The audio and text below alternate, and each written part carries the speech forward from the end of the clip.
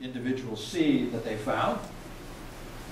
The main occupant here was a mature female, probably 30 to 40 years old, along with several other burials. She had objects with her that were from the presentation scene. There's the excavation of that tomb back in 1991. And in particular here, focus in on that goblet. Okay? There's a little copper mask that came out of that tomb. A nice pot.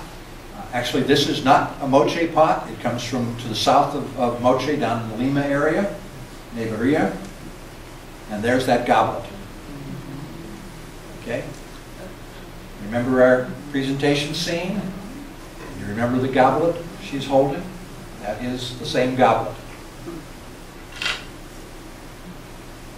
Here's another one. I actually showed you this 5 years ago when we had the same topic here. This is another burial that turns out to be a high priestess, but after it was excavated and the material in the tomb was analyzed, one of the interesting things is that the burial, that here in this line drawing you can see a little bit easier, there is a body inside a cane coffin. That person is a young girl. 5 to 7-year-old girl.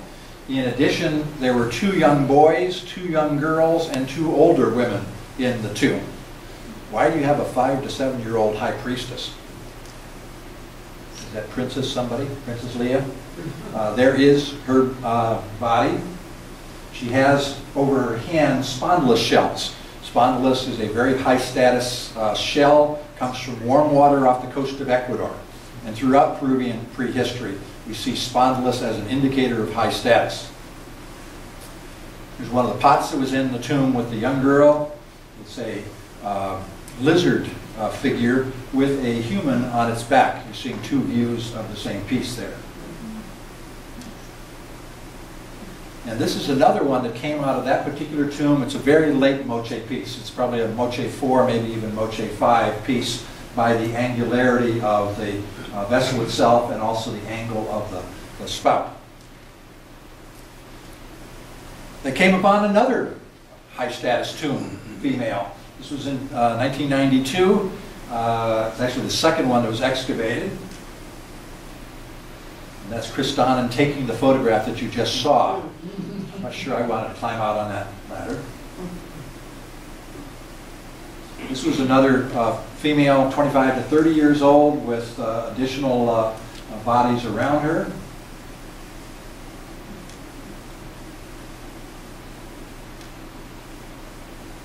And some of the pottery that came out of that tomb. This was on that last pot, the rollout, and it's a body being buried. This is ropes dropping the coffin down into the tomb.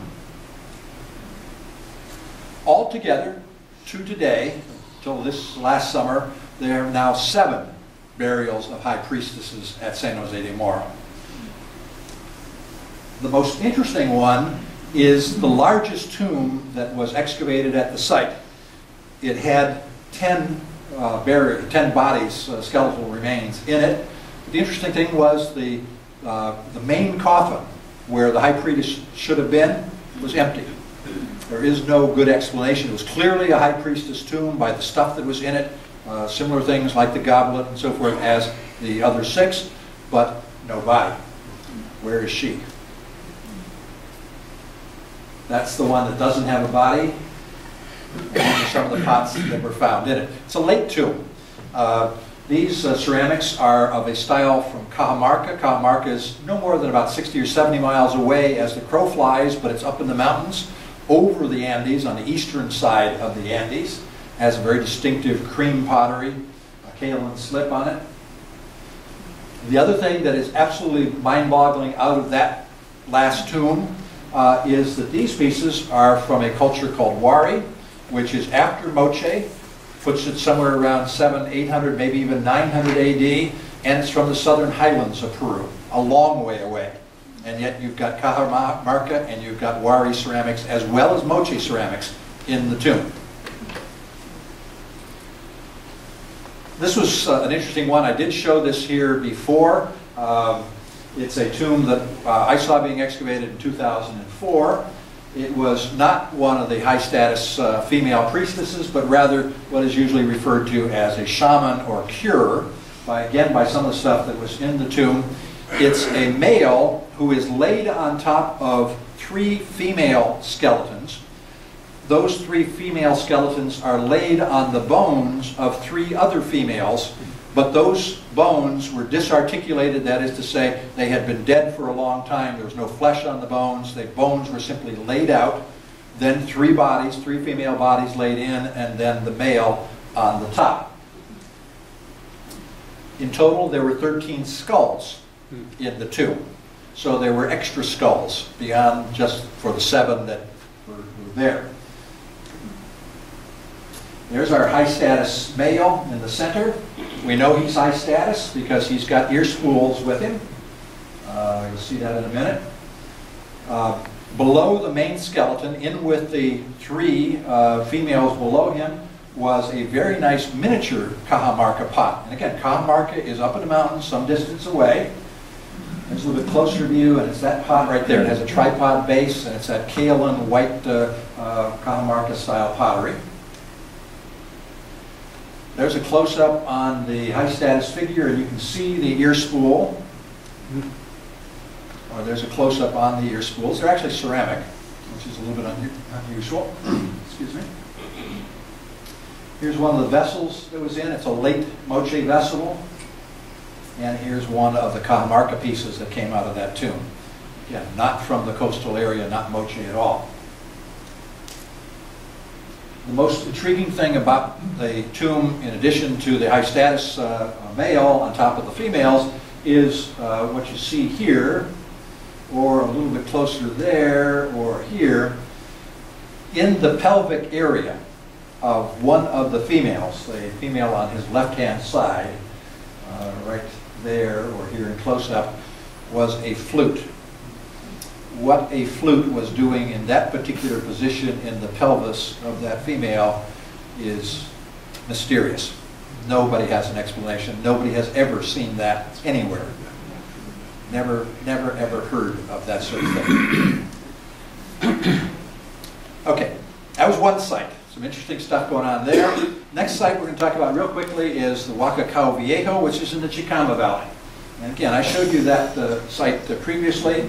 There's some nice new things. It's in the Chicama Valley. And it's on an erosional surface that is sort of like a little hill that for some reason has never been eroded by the local river. This is that surface right there. And the Huaca that we're going to look at, the mound that we're going to look at, pyramid, is right there. In this view, the old aerial photograph, this is this triangular-shaped erosional remnant here, and Huacacao Viejo is there.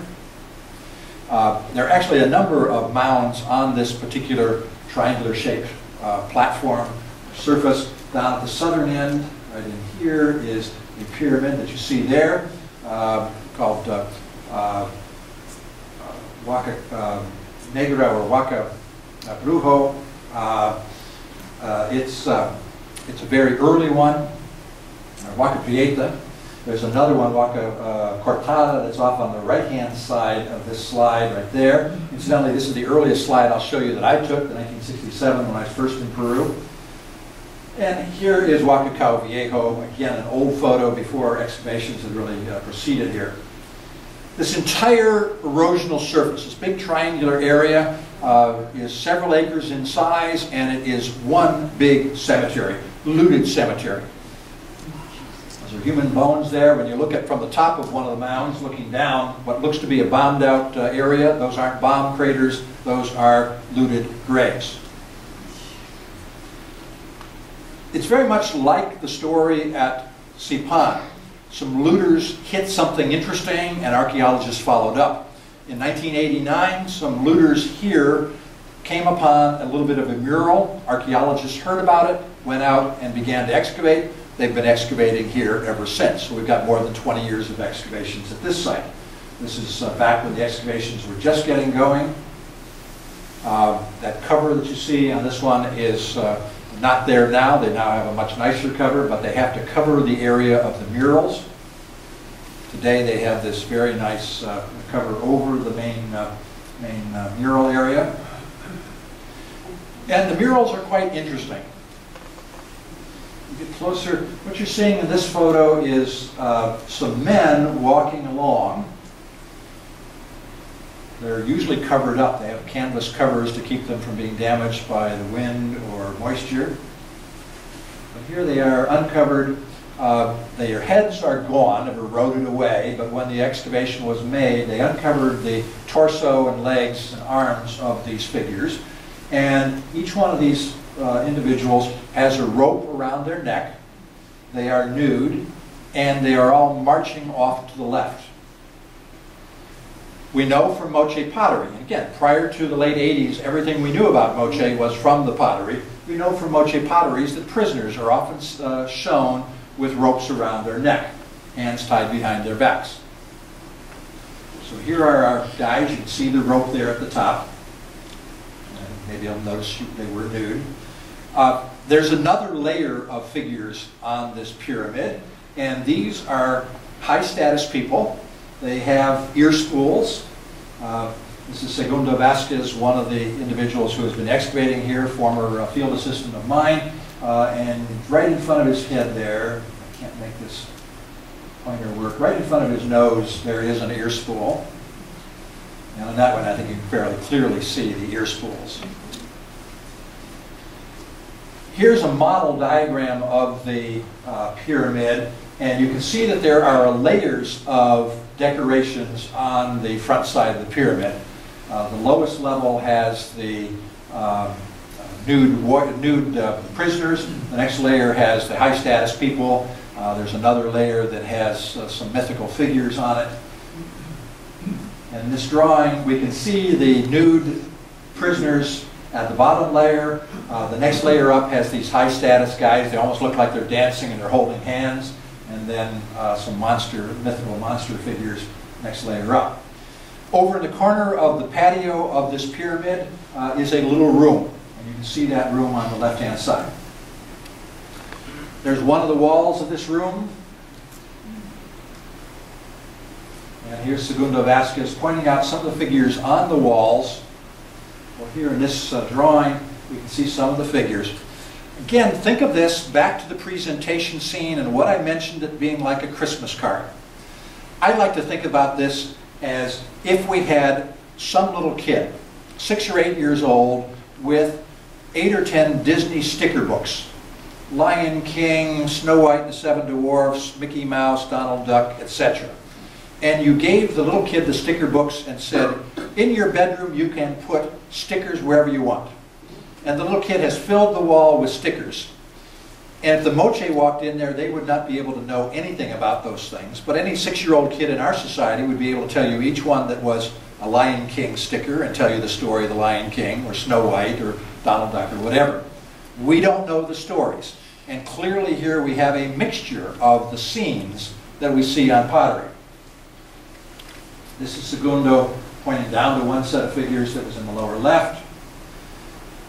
One of the figures that shows up frequently is a mythical figure that we call Ayapec, the god, one of the gods of the moche. And Ayapec is a sacrificer, a decapitator. Here's Segundo again pointing out to the Ayapec figure. And when we have one of the other guys excavating here, another former student, field assistant of mine, Grego Franco, is pointing to a head, a trophy head. He's actually pointing to where the neck has been cut off, that this mythical decapitator god is holding in one of his hands. And this other hand, this right hand, the god holds a sacrificial knife. There's the trophy head.